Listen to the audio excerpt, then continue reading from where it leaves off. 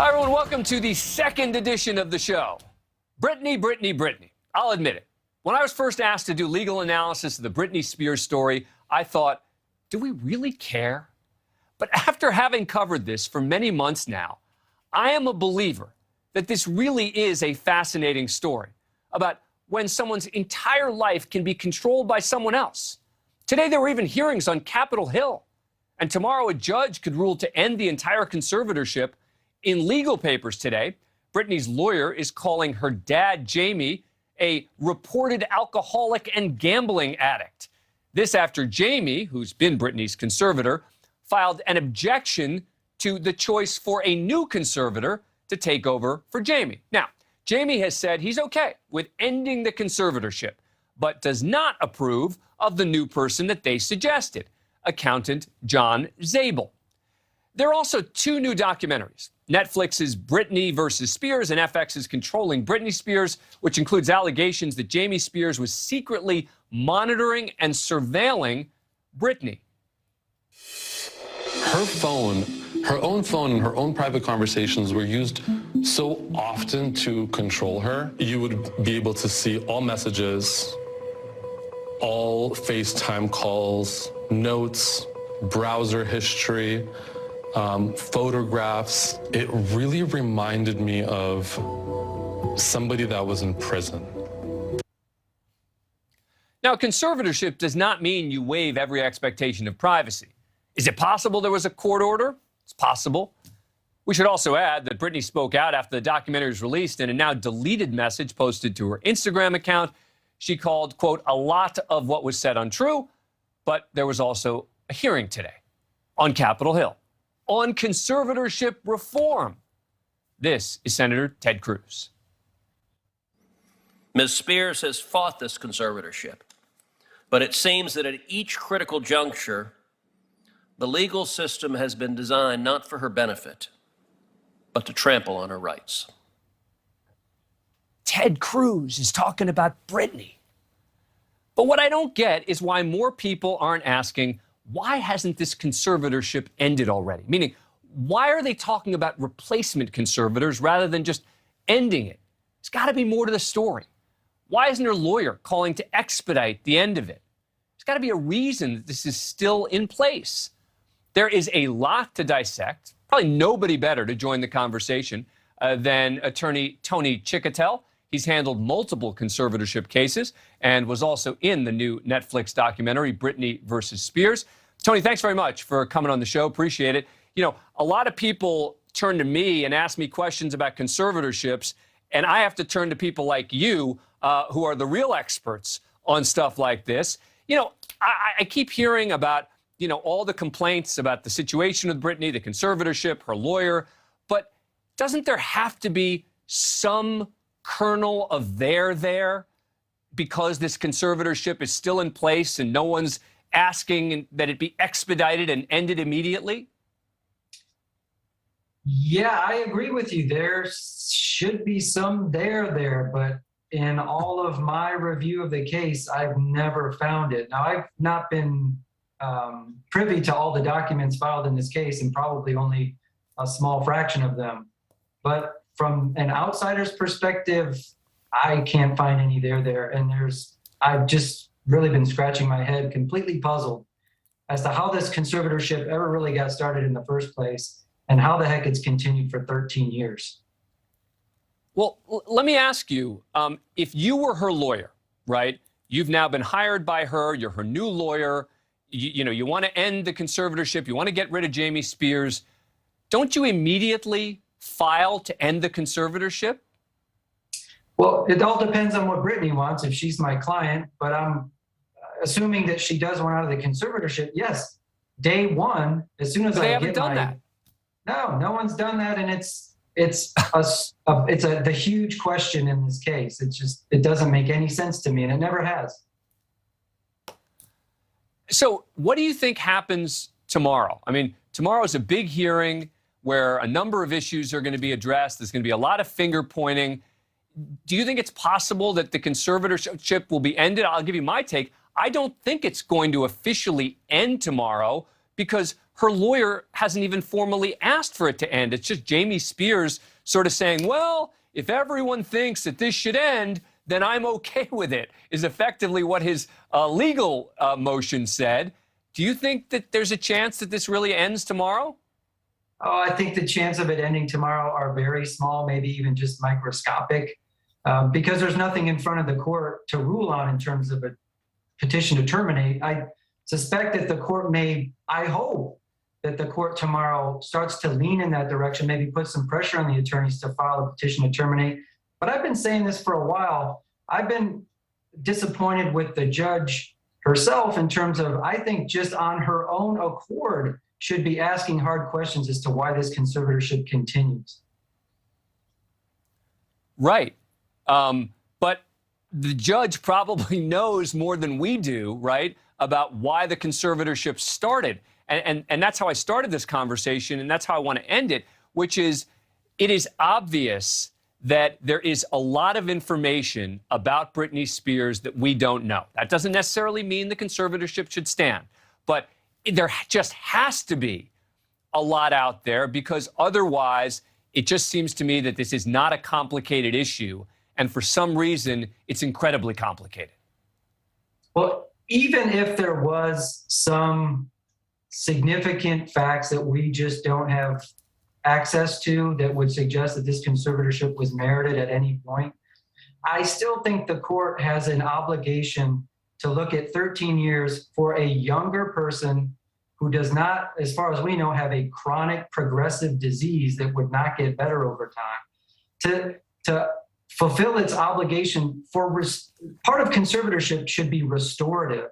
And every year, maybe even every month, the court should be examining, why is this continuing? And if it's continuing for 13 years, I think the court has to start addressing, we're failing this person. How can we do better and get her out of this conservatorship? Having said all that, I still think that all of the protective mechanisms that have been put in place for Britney's own sake, or apparently for her own sake, could probably all be done outside of the context of conservatorship, preserving most of her rights. Right. That makes a lot of sense. And that's why we have attorney Tony Chitwood to talk to us about it, whose expertise is in this area. Tony, thanks a lot for coming on the show. Really appreciate it. You're welcome. Thank you very much. Still ahead, General Mark Milley forced to defend his loyalty before Congress. But why? Did the media falsely portray him as a traitor? And attacked while on the beat, a man with a long rap sheet savagely attacks two police officers. And get this, he streams the whole thing live on Facebook.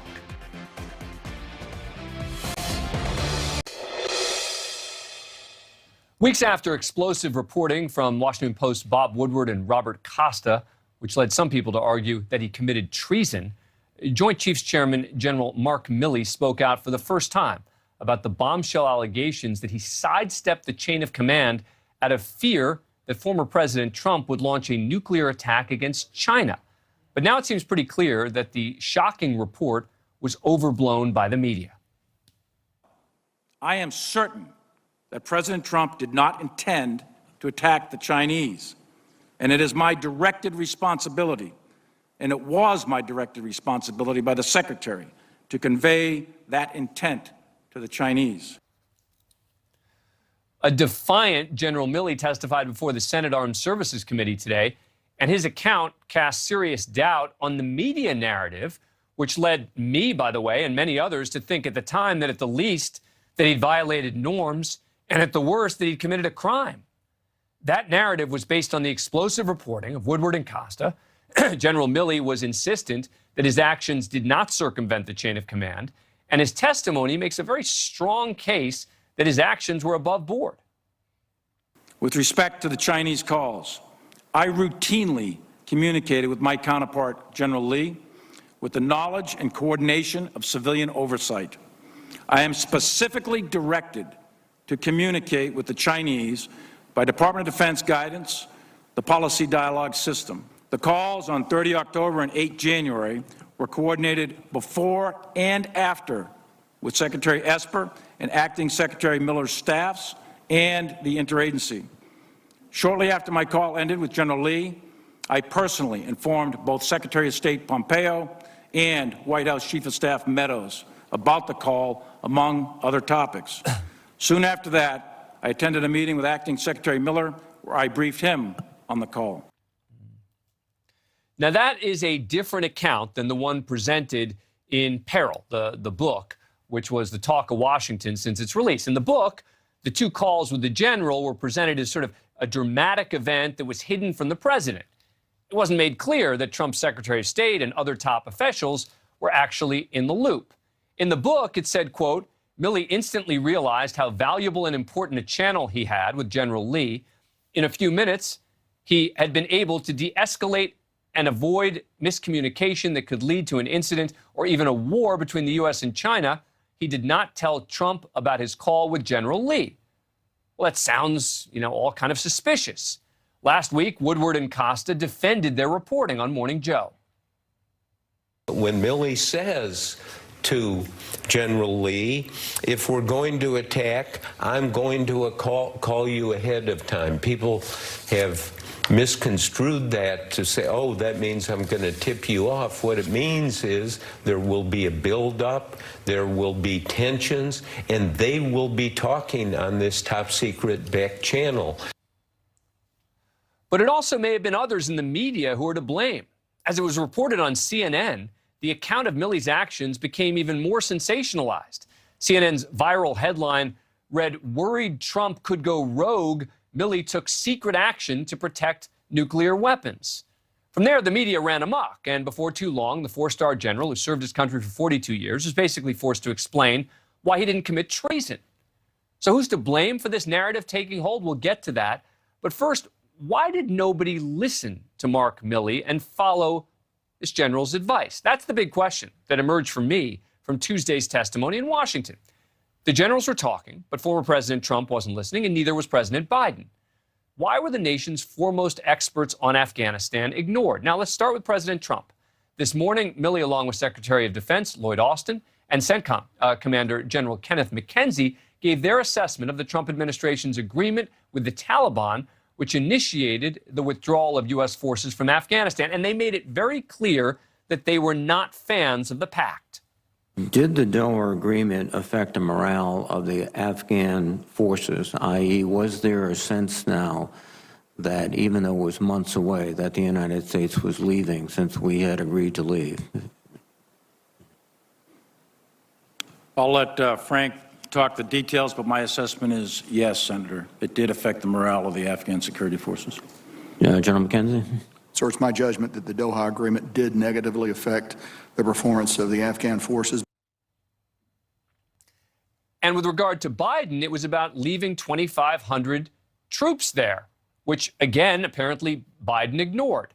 Now, the testimony lends itself to only three conclusions. Either you believe that these three decorated generals were lying under oath, they were not asked for their assessment, or President Trump and Biden sort of disregarded the counsel of these military leaders with decades of experience, which, by the way, is their prerogative. But far more likely is it paints a sort of troubling picture. But it was odd the way, to me, that Republican senators were just lashing out at the generals. Have any of you accepted that accountability or responsibility? I'm accountable for my actions. And No, I'm just talking about a resignation. I have not submitted my letter of resignation. Mr. Secretary? No. General? I have not submitted a letter of resignation. Mr. Secretary, I want to know, what will it take for someone, anyone in the Biden administration to take responsibility or accountability for this national security fiasco? Anyone? Now, I think that's a fair question. There's a lot of explaining to do by the Biden administration. All the generals can do is offer their opinion. Chain of command does not stop with them. But, this isn't typically how we see Republican senators treat decorated military figures who served under multiple administrations in both parties. So, what was behind this? Joining us now to discuss all of this is retired Brigadier General Mark Kimmett, former Assistant Secretary of State for Political Military Affairs. Sir, thank you so much for joining us. We really appreciate it. First of all, let me ask you your overall response to seeing some of the very tough questioning that the generals got there today on the Senate floor. Well, I think it was absolutely necessary for them to have the full testimony, because I think once we heard from the generals, it was very clear that they were doing exactly as we would expect generals in the U.S. military and a Secretary of Defense who served many, many years in the military were doing, and how they made the decisions. I candidly think that Mark Milley shredded these rumors of him being a traitor and a rogue, and I was glad to see them get a chance to defend themselves on live TV and not edited through the media. And I totally agree with you about the media, by the way. And I think you heard my introduction there, where I think that the media ended up first taking this nugget from the book, which I think was overstated, then overstating it once again, and now forcing General Milley to defend himself. What do you make of his response with regard to the call with China? Does that sound to you like a credible and fair explanation of what happened? I think it's absolutely fair. I've very much been in the same situation. Here was a general that fully understood the notion of civilian control of the military. He went to the Secretary of Defense. He went to two Secretaries of Defense. He went to the White House Chief of Staff, the Secretary of State.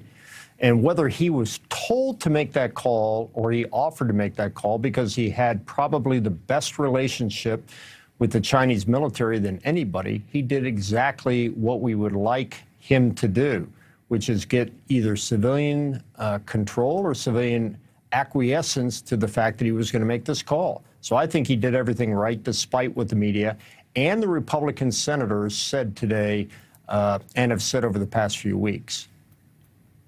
But I can see why Republican senators are asking for some level of accountability on what ultimately occurred with regard to the evacuation. Fair? Absolutely fair. You're now talking about Afghanistan and not China. We can have a separate conversation on that. Yeah, no, please, go ahead. I mean, because I do think, because it's interesting, that's what they were most upset about, right? I mean, you had, I think a lot of them, in my view, I don't want to say convinced, but put that issue a bit to the side on the China issue, once he basically said all these other people were there were 8 others there. I mean, you don't say that under oath, that there are 8 other people present, unless you're going to be able to present that at a further investigative body. So let's shift now to where the frustration and anger came from. Again, is it fair to direct it at the generals? Well, look, the generals can only offer advice to the civilian leadership. And really, this is a case study on civil-military relationships. The fact is, they can give the best advice, they can give the best military experience that they've had for the past 40 years.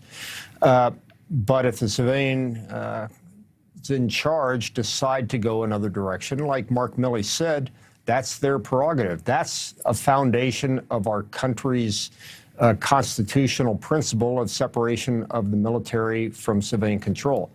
I personally believe that the civilian who made the decisions made the wrong decisions, but I don't think you can blame the military for that. Yep. If you could stick around, General, for a couple minutes. We're not done talking about it. Also, coming up ahead, vaccine skeptics in sports. Kyrie Irving is one of them. He's not alone. So what is it about this vaccine in particular that is making certain athletes so determined and even angry? And 2 officers attacked, one with a brick, the other rescuing his partner who practically had his eye gouged out. And the whole savage beating was live streamed by the suspect. We're going to talk live with Sheriff Mike Chitwood. You've seen his deputies on Live PD. That is coming up. Your top military advisors warned against withdrawing on this timeline. They wanted you to keep about 2,500 troops. No, they didn't. It was split. That wasn't true. That wasn't true. They didn't tell you that they wanted troops to stay? No, not in terms of whether we were going to get out in a time frame, all troops. They didn't argue against that. So no one told your military advisors did not tell you, no, we should just keep 2,500 troops. It's been a stable situation for the last several years. We can do that. We can continue to do that. No, no one said that to me that I can recall. That was President Biden's claim about what his generals did not tell him. The generals told a different story today. All three of them told the Senate committee that they advised the president that 2,500 troops remain behind. Instead, the Biden administration pulled all U.S. forces. The Taliban swiftly took control. Suffice it to say that that version of events seems to be very different than what President Biden has previously described. Now, this is, I think, a big deal. The president plainly stating here that no one recommended that 2,500 troops stay behind in Afghanistan. Three generals seem to be directly contradicting him under oath. He said he does not, that he recalls. He's got a little bit of an out there, but this isn't getting as much attention as some of the splashier details about General Milley's calls to China. But this part is a major story that I don't think should be ignored. Joining us once again is Brigadier General Mark Kimmett. Thank you, retired. Thank you so much for coming back with us. All right, so this piece of it, that what we just heard President Biden say there, and the contradiction from what we've heard the generals say, it seems to me that the generals were much more definitive in their account than President Biden was in his. Well, I think that's true, but nonetheless, the issue is not he said, she said. The issue is, would 2,500 soldiers have made a difference? Many will try to dismiss that number as too small, too inadequate, but I would refer to the fact that in 2014, when we brought soldiers back into Iraq as that nation was crumbling, it was 2,500 soldiers. They provided intelligence, they provided logistics. In some cases, they spotted aircraft coming in for close air attack. 2,500 troops would have made a difference. The military said that, and the civilian authorities decided to dismiss that. I think that's very important context, which again brings me back to why are these Republican senators yelling at the generals as opposed to the people who were responsible for making the decisions? I mean, when you're talking about something like this kind of evacuation, right, where it's all almost happening in real time at a certain point, how much are the generals actually making decisions autonomously versus input from civilian command? Well, I think at the highest level, the generals are working daily in the interagency process with state, with defense, and other organizations. But the fact remains, on the ground, those troops, those key commanders have a lot of autonomy to do what they think is right. The last thing they need is a 1,000-mile screwdriver from Washington, D.C. telling them what to do. And I think they did an admirable job, as did the State Department people that were on the ground for the evacuation as well. Bad decisions were made in Washington, but the people on the ground did the best they could with those bad decisions.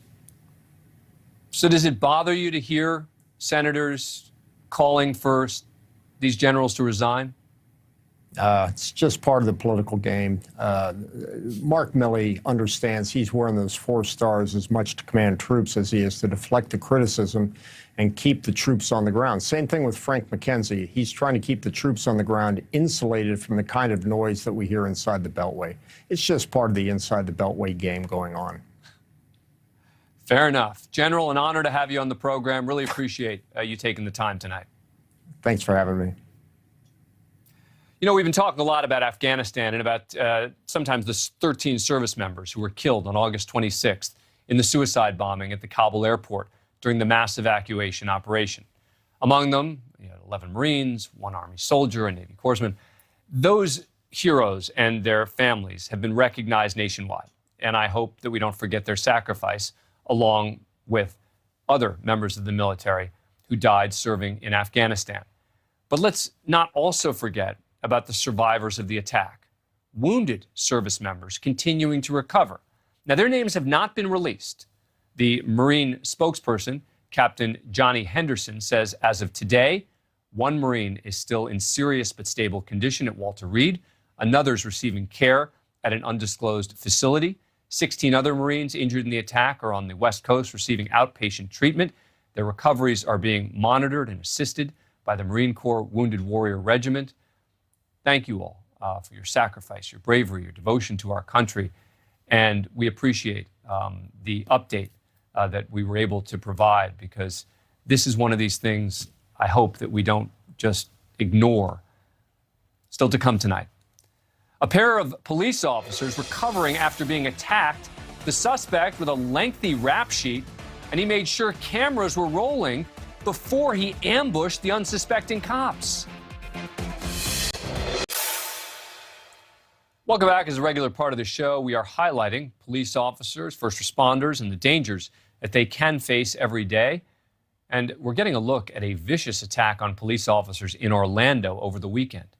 The suspect streamed it live on Facebook. I want to warn you, some viewers may find the video difficult to watch. The suspect, William McClish, walks into view after setting up his phone. He grabs a brick from behind a police car and walks up to two officers and hits one of them in the face with that brick. Another officer takes him to the ground, working to subdue the suspect as he resists. A witness who was talking to police before the attack even tries to help as more officers arrive to take McClish into custody. Suspect's got a long record, including violent crimes, drug offenses, charged with attempted first-degree murder of a law enforcement officer, among other counts. The officer hit with the brick suffered a broken nose and other injuries to his face. The officer who took the suspect to the ground nearly had an eye gouged out and was bitten on the arm by the suspect. Fortunately, both officers are expected to recover. The Orlando police chief says he's calling attention to what he views as the problem of a lack of convictions, allowing violent offenders to stay on the streets. Yeah, that we should monitor our local cases, but we, as society, that we also demand that individuals who meet a certain criteria not be allowed to walk out. The chief said today among Orlando's 10 most violent repeat offenders, there have been 346 felony arrests, but only 28 convictions. Suspect in the brick attack had a record that included 40 felony arrests with 9 convictions. Joining us now to discuss this video is someone you may know from Live PD, Sheriff Michael Chitwood from Volusia County, Florida. Our cameras followed your deputies along on multiple occasions. Thank you so much for being here, Sheriff. All right, you see that video, and what are you thinking? First of all, I'm sick to even believe what I was watching. And then I think how lucky those officers were to escape with their lives. And we're seeing more and more of this. And the chief is correct. We operate, Dan, under the 80-20 rule. 80% of the crime is committed by 20% of the individuals who are released over and over and over again to further damage our community and our officers.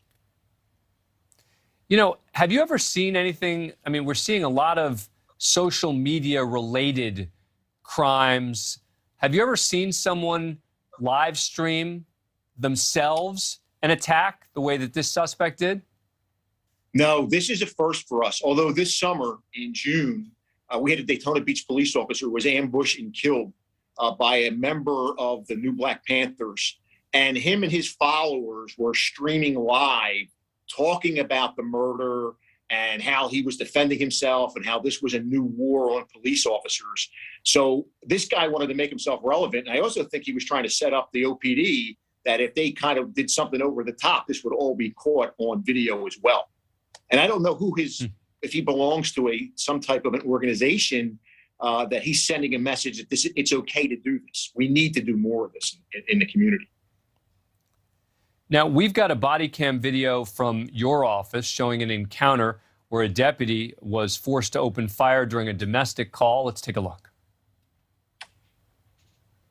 It's the sheriff's office. Put that rifle down now. It's the sheriff's office. Put that.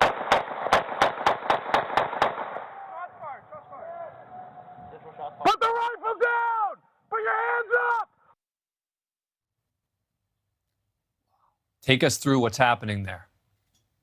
Thank God, Dan, that the deputy you hear speaking has been here for over 20 years, because the other deputies that responded with him had been here for less than 2 years. It was a long driveway. It was dark. There were bushes. This guy was lying in wait for us. He had at least 5 other guns positioned in his boat garage with ammunition stacks. We feel he was going to retreat back in there and engage us in a firefight. The deputy there, he sees right away he's got that rifle. And when he levels the rifle and pulls the bolt back, the deputy opens fire on him. This guy is a former Marine. He's got some mental issues. And obviously, after we shot him, he survived. He thanked the deputies for providing first aid and apologized for trying to shoot us. Oh, great. All right. Volusia County Sheriff Mike Chitwood. Hey, great to see you again. Thanks for coming on. I hope you come back. Hopefully, Dan, we get this Life PD back up and running because the community's got to see the great work that's going on out there and not listen to this narrative that starts in the White House where they see a picture of something and they judge, jury, and execute the person on a picture and then discover, oh, we didn't get all the facts. And that's what's going on today in American policing. It's happening all over. I am always advocating for it to come back. Appreciate it. Thank you, Dan. Sports stars going viral for their vaccine hesitancy, but why? What makes this vaccine so different to them? I'll ask someone who should know coming up. Baseball's postseason is about to get underway. The NFL's in full swing. The NBA is about to tip off. For football and basketball players, it's the first time many of them will play in front of crowds in over a year. But after seasons with fluctuating attendance numbers because of COVID restrictions, leagues are now grappling with a new problem. What do you do with unvaccinated players and coaches in states and cities with strict COVID protocols? Now, according to the New York Times, while 99% of WNBA players are vaccinated, about 94% of NFL players, as of September 23rd, about 90% of NBA players have received the jab, but only about 85% of both MLB and NHL players. Now, while vaccines aren't mandatory for players, there are mandates in place requiring vaccines for non-playing NBA personnel like coaches, front office staff, broadcasters, even arena security. NBA referees have to be vaccinated as well. More leagues following suit. The Athletic reports that MLB will require managers, coaches, athletic directors, and other non-playing personnel to get the COVID-19 vaccine in order to gain access to the field and other restricted areas in the postseason. And NBA, MLB, NFL, NHL all require vaccinations for staff in their league offices. But I keep wondering why the preferential treatment for the players themselves. Like many companies, the NBA is requiring all unvaccinated players to submit to regular testing, as well as wear masks at team facilities and during travel. Teams also have to ensure that vaccinated and unvaccinated players sit separately during travel, meeting, meals, even locker rooms. Tonight on Banfield, sports broadcasting legend Bob Costas laid out why Irving's stance is so alarming to so many.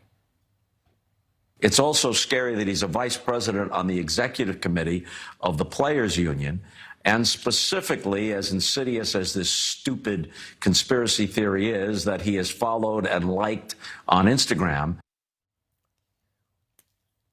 You know, the government already makes us do plenty of things that infringe on our personal liberties, as Van Pelt was pointing out. In the interest of public health, we have to wear seatbelts in cars, we can't smoke in restaurants. Oh, and kids have to get measles shots. What is it about this vaccine that is making people so resistant, I might even say so crazy? For more, we're joined by clinical psychologist Dr. Norman Freed. Doctor, thanks so much for taking the time. Really appreciate it. What do you think it is about this vaccine that makes so many people, including these star athletes, treat it differently than any other type of vaccine? But Dan, I like the way you use the word crazy because it really appears that people are going through a type of psychotic reasoning when it comes to whether or not they should take the vaccine or even talk about having taken it. There was a study done in 2015 by the SAGE Working Group, and they looked at the reasons for vaccine hesitancy. And there were three particular variables that came through, and they called them the 3 C's. One would be complacency, another is convenience, and the third would be confidence. Let's go through that. Complacency is basically a sense of malaise. We kind of measure the risk-benefit analysis, and we decide, well, the benefit may not be as strong as the risk of taking it. And since many people have a poor understanding of the epidemiological research and the findings for the vaccine, they decide in that complacency group to just not do it. Secondly, there are many people that they look up to in this world that aren't being vaccinated. So they say, you know, if my hero, if someone I look up to is not being vaccinated, then I won't either. The second variable was convenience, which basically means it's easy enough to get a vaccine these days. So I think I'll wait till I'm good and ready and it'll be there for me. And lastly, confidence. Many people have the experience of having been traumatized by watching a loved one in their family be vaccinated and get sick from the vaccine, or worse, have a breakthrough of the COVID itself. In which case, the person who says, you know, my loved one had this and they experienced more pain, this experience is going to make me not want to be vaccinated. There are also many people in our country that have low confidence in the pharmaceutical industry, low confidence in our health system. But most importantly, those that have been traumatized by 15, 18 months of lockdown and being afraid of the news they keep hearing have a sense of hypervigilance to the recurrence of danger. It's as if we are waiting for the next shoe to drop. And if I take that vaccine, it may happen to me. So these are the symptoms psychologically that affect people's decisions about whether or not they should be vaccinated. Wow. Dr. Freed, thank you for that explanation. Really appreciate you taking the time today. You're very welcome. It is Can I just say one time- more thing? Okay. Quickly, yep. There's a fourth C, which is a conspiracy issue, whereby some people actually all right. feel as if, right, where some people actually. Sorry, we actually just, that wasn't on purpose. We just lost him, and we saw a lovely picture of him and somebody. My wife. I'm sorry about that. We got a lovely picture of you. Yes. So anyway, thank you. I'm sorry we're out of time. Appreciate That's it. fine. Thanks. Great It talking to you. is time to highlight the day's bias, buzz, and the bull in the world of cable news and beyond. Tonight we're turning to the sometimes bizarre questions the media have for Press Secretary Jen Psaki. Get ready to roll your eyes.